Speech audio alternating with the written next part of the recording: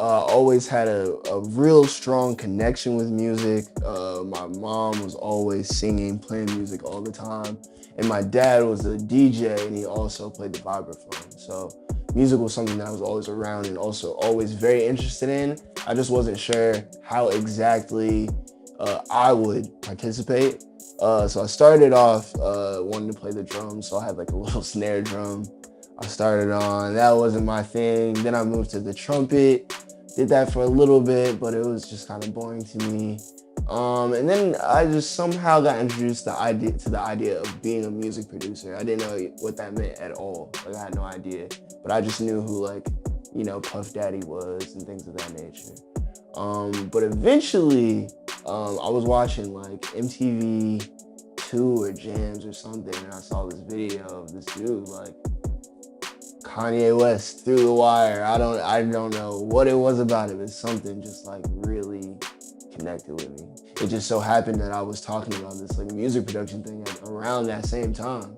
So as I found out that he was a music producer, I just dug deeper and deeper. Ended up, learning more about, just producing. Found out about this program called Fruity Loops. Someone in my neighborhood apparently had it on like a CD, so I like knocked on their door and just asked for it. And I ended up meeting this kid named Sam, and he like rapped. So we just built a connection, and for like years I've like worked with him, and we made hella music. It's like still on that piff to this day. Stuff from when we were like 14 years old. So that's how I got started in music, and from there it's just been building on the craft, and I've gotten to here.